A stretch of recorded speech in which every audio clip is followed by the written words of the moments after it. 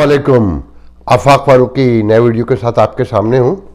मौजू यकीनन पाकिस्तान है, टेस्ला टावर है और प्राइम मिनिस्टर की तकरीर है जो कल उन्होंने यूथ के किसी जॉन प्रोग्राम से मेरे ख्याल में तो खिताब किया था, जहाँ गवर्नर स्टेट बैंक भी थे। मुझे इतना याद नहीं कि वो मौजू क्या था, कार्रवाई पूरी याद है। और अतर मनउल्लाह का रिमार्क्स है कि रिटायर बंदे की, चाहे वो चीफ जस्टिस ही क्यों ना हो, कोई तौहीन नहीं होती, मतलब उसकी कोई इज्जत नहीं होती। हम मौजूआत की तरफ बढ़ें और हम कराची में होने वाली मौजूद जो इस वक्त जारी है कार्रवाई पे, टेस्ला टावर पे बात करें। उससे पहले वो दोस्त जिन्होंने अभी तक चैनल सब्सक्राइब नहीं किया और भी सोचो विचार में मसरूफ़ हैं, वो चैनल सब्सक्राइब कर लें ताकि उन्हें नोटिफिकेशन मिलता रहे। अभी मैं सुबह 6-6:15 बजे यहाँ सोकर उठाऊँ तो मैंने देखा कि टेलीविज़न पर लाठीचार्ज हो रहा है, शैलिंग हो रही है, और वो रेंजर जो लबैक के मार्च के मौके पर दूर खड़ी थी और सिपाहियों को शहीद होता देख रही थी, वो पुलिस के शाना बशाना शेलिंग भी कर रही है और मुजाहिरीन को धक्के भी मार रही है, घिरा भी रही है, क्योंकि ये कराची है। उन्हें पता है कि ये कमज़ोर लोग हैं। ये कमज़ोर ना होते तो यहाँ रेंजर पानी बेच सकती थी, जो गुज़िश्ता 30 साल से तकरीबन बेच रही है। अगर ये कमज़ोर ना होते तो इनके आधी से ज़्यादा शहर पे कब्ज़ा हो जाता। कटी पहाड़ी पर हज़ारों अफराद बैठे हैं बंगले बनाकर, जहाँ बिजली, पानी, गैस सब फ्री है कुंडे के ज़रिए से। ऐसा हो सकता था। ये तो कराची को तो मैं कहता हूँ कि ये मकबूजा कश्मीर है।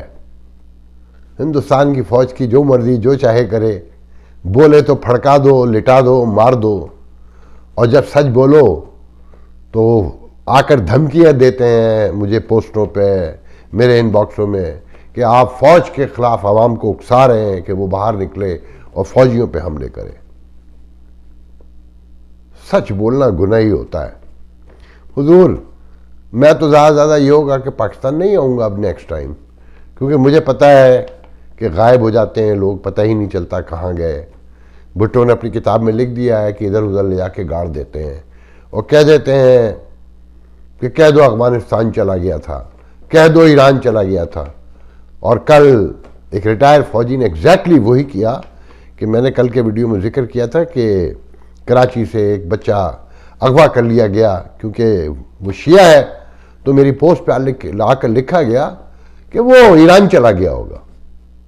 माइंड सेट देखें, 50 साल गुजरने के बाद वही थ्योरी है, वही फिलॉसफी है, वही मंतिक है कि कह दें कि ईरान चला गया होगा। जैसे भुट्टो से कहा गया था अताउल्लाह, सरदार अताउल्लाह मैंगन के बेटे के लिए, अख्तर मैंगल के भाई के लिए, उसे मार के गाड़ दिया ठट्टा के राउंड में। और उसने कहा भाई लाश तो दे दो। भुट्टो ने कहा लाश तो दे दो, मैं उन्हें लाश तो दे दूँ। उनका जी हमें नहीं पता। तो उसने पूछा भुट्टो ने कि मैं क्या कहूँ, क्या जवाब दूँ। उनका कह दें कि वो अफगानिस्तान चला गया। तो ये वो कराची है, ये गरीब कमज़ोर का कराची, मज़दूरों का कराची। इन पर सबका चीफ जस्टिस का भी जोर चलता है। वो चीफ जस्टिस जिसकी रिटायर होते ही औकात टका टोकरी हो जाएगी।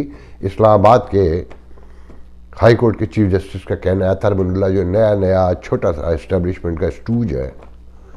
मैं कह रहा था अतर मनउल्लाह को यह भी पता है कि जो हाजिर सर्विस जज हैं इंक्लूडिंग हिम, वो भी, उनकी भी बाहर कोई औकात नहीं है। सोशल मीडिया चेक कर लें। और ये जो धमकियाँ अदालतें देती हैं ना, या जो अफराद देते हैं, जो रियासतें बात बात पे देती हैं कि तौहीन हो गई, उन्हें पता होता है कि उनकी कोई इज्जत नहीं है। मैंने तो अमेरिका में अभी तक नहीं सुना कंटेम्प्ट ऑफ कोर्ट का कोई मुकदमा, मेरी नज़र से तो नहीं गुजरा। आज मुजाहिरीन बोले हैं कराची के, आज मेंबर आबाद बोर्ड बोला है, कोई थानवी थानवी है, कि पकड़ना है तो बिल्डिंग कंट्रोल अथॉरिटी को पकड़ते हैं ना।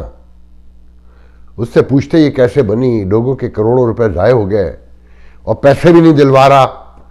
क्या मैंने ऑर्डर कर दिए हैं। कैसे ऑर्डर कर दिए हैं कि पेशावर हाई कोर्ट में एक मुकदमा आया है कि किसी हादसे में जो यकीनन दहशतगर्दी का होगा कि कोई मारा गया, तो उसके लवाहिकीन ने मुकदमा किया है और ज़ख्मियों ने कि जो हुकूमत ने ऐलानात किए थे कि मरने वालों को इतने मिलेंगे और ज़ख्मियों को इतने मिलेंगे, किसी को कोई टका नहीं मिला, वो पैसे हमें दिलवाए जाएं। तो अब अदालत ने अभी भी ये कहा है रियासत KPK से कि 2 महीने में इनको पैसे दिए जाए। तो ये करोड़ों रुपए कहाँ देंगे? बिगिनिंग से झूठी पे खड़ी है ये पूरी इमारत। और फिर कराची वाले, ये नस्ला टावर वाले, मतलब ये कोई मलिक रियाज है कि मीडिया, कितने वाक़यात हो चुके हैं मलिक रियाज के, दिखाया किसी ने आज तक कि कितने लोग मारे गए, कितने जलील हो गए, कितने ख्वार हो गए। वो जो DG नैब जस्टिस था वो भी, उसकी भी अब कोई औकात नहीं है, क्योंकि अब तो अदालत ने भी कह दिया कि रिटायर की तो कोई औकात होती ही नहीं, उसके मुंह पे कह सकते हो। तो वो कह रहा था कि जी हमने इतनी रिकवरी की। उस बेशरम आदमी से कोई ये पूछे कि रियाज मलिक के पिछले दिनों कितने वाक़यात हुए, कहाँ कहाँ लोगों ने मुजाहरे किए, किसी का टका मिला?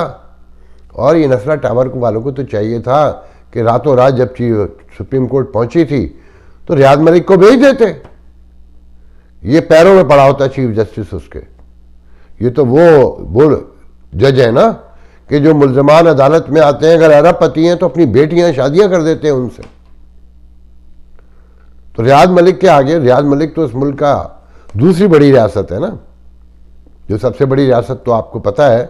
तो मैं कहना ये चाहता हूँ कि गलती नस्ला टावर वालों से ये हुई कि एक तो उन्हें याद रखना चाहिए था कि वो कराची के लोग हैं, उनकी कोई औकात नहीं है। और फिर जब ये वाक़या होने जा रहा था, ऊपर नस्ला टावर के जैसे सोशल मीडिया पे कहा गया कि मस्जिद बना देते, वहाँ से एक खिताब करवा देते लाल मस्जिद की तरह कि हमें इस्लामी निज़ाम चाहिए। फिर देखते ये मीडिया भी खड़ा हो जाता। लाल मस्जिद का वाक़या याद है ना कि वो मीडिया जो हो रोज़ मुशर्रफ को उचकाता था, चढ़ाता था। मैं गवाह हूँ कि ये रियासत में रियासत है, इस्लामाबाद के ऐन दरमियान में जहाँ ईसाई बैठी है, माई बैठी है, पूरी रियासत पाकिस्तान है। और जब वो उसे सफाई के लिए निकले तो यही मीडिया किसी कहीं और मिला हुआ था और कॉलम लिखे गए अखबारात में, पाकिस्तान के मेन मीडिया में झूठी कहानियाँ लिखी कि कैसे ख़वातीन ने अंदर से फ़ोन किए। और फिर आपने देखा कितना बड़ा कत्लेआम हुआ, मुल्क में 80,000 लोग मारे गए, किसी का आप कुछ नहीं कर सके। तो आप भी इस्लामी निज़ाम के नारे लगवा दें लाल मस्जिद की तरह। ऊपर एक छोटी सी मस्जिद भी तो बनानी थी ना, हर चीज़ आपके कंट्रोल में आ जाती। उस मुल्क में जहां नैब फरमाती है लाहौर में 84% प्लॉट जाली हैं और लोग बेचे जा रहे हैं, ठेकेदार बेचे जा रहे हैं, लोग खरीदे जा रहे हैं, वहाँ खान साहब आते हैं और कहते हैं कि जनाब वो डिजिटल पाकिस्तान या वो कौन सा उसके ही हवाले से कोई तकरीब थी कल, तो खान साहब कहते हैं कि ओवरसीज़ पाकिस्तानी प्रॉपर्टी में यहाँ बड़ी इन्वेस्टमेंट करते हैं, घर खरीदते हैं, प्लाट खरीदते हैं, वो आए और इसी अकाउंट से ख़रीदारी करें और सारा कुछ करें। ओ माय गॉड, कोई शर्म नहीं होती, कोई हया नहीं होती। सैकड़ों हज़ारों के पैसे फंसे हुए हैं। और ये जो पंजाब कमीशन बनाया हुआ है, जो नवाज शरीफ के दौर में फ्रॉड शुरू हुआ था कि अंदर लोग मिले हुए थे कि पार्टी से पैसे लिए, कब्ज़े वाले को डराया, उसे मिलाया, दोनों पार्टियों के पैसे बने, कर्जा माफिया भी रेगुलाइज हो गया और ओवरसीज़ पाकिस्तानी भी लुटते रहे। अब उसे कंटिन्यू किया है, नए पाकिस्तान में नया कमीशन बनाया, फिर मार धाड़ हो रही है। और हालात ये हैं, मैं अभी आपको ताज़ा वाक़यात बताता हूँ। मेरे एक दोस्त हैं जो PTI के मेरे ख्याल में सोशल मीडिया पर सबसे बड़ी आवाज़ थी, सबसे बड़ी, और उसकी कंपनसेशन के लिए उन्हें यह तक कहा गया, जब वाशिंगटन में नवाज शरीफ आए, वो इमरान खान साहब आए, तो कहा गया कि आपको खान साहब से मिलाते हैं। उसने कहा भाई वो एक पढ़े लिखे आदमी है बहुत, मैं ज़्यादा डिस्क्रिप्शन नहीं दूंगा, लोग पहचान जाएंगे। उन्होंने कहा मेरा ये कोई मकसद नहीं है। अच्छा, उनका मकसद उनका टोटल मसला था नवाज शरीफ और जरदारी चोर। जब मैं हमेशा से कहता हूँ, उनके सामने कहता हूँ, इसलिए कह रहा हूँ कि चोर का दुश्मन अगर चोर है तो वो आपका दोस्त नहीं हो सकता, लॉजिकली फिलॉसफिकली ये पॉसिबल नहीं है, वो भी चोर ही होता है। मगर एक बहुत बड़ी पीटीआई की जो अक्सरियत है वो नवाज शरीफ और जरदारी की दुश्मनी में, मुखालफत में, उनसे मायूसी में ये हरकत की। तो बहरहाल वो जो मेरे दोस्त हैं अब तो हिमायत नहीं करते, साफ कहते हैं बड़ा मायूस की था। उनका कराची में एक घर है, एक बहुत पढ़े लिखे आदमी को उन्होंने रेंट पर दिया 3 लाख रुपए में। साल भर हो गया, पैसे नहीं मिले। फिर उसने कहा भाई तू खरीद ले, उससे उसकी कीमत उसके मुंह मांगी कीमत के ऊपर तय हुआ। उसके बाद भी भाग गया, फोन भी नहीं उठाता। और कब्जा है। अब वो यहां से जाए हर महीने इस नस्ला टावर वाली अदालत के चक्कर काटे, जो डेट पे डेट देगी, डेट पे डेट देगी, क्योंकि पीछे वो कोई जनरल का घर तो है नहीं, वो कर्नल का भी घर नहीं है, और वो किसी पॉलिटिशियन का बड़े का भी नहीं है, किसी ब्यूरोक्रेट का भी नहीं है, उसके कोई इतने बड़े ताल्लुकात भी नहीं है। ताल्लुकात यकीनन होंगे, लोगों के तलने डालने जाए। और फिर अदालतों का रवैया तो देख रहे हैं कि रियासत ने एनओसी दिया, रियासत की आंखों के सामने बिल्डिंग बनी, मगर उनमें से किसी को नहीं बुलाया, ये नहीं कहा कि इनको सजाएं दो, उनको लाइन हाजिर करना था ना जिन्होंने ये सब कुछ किया था, मगर गरीबों को रोल दिया गया।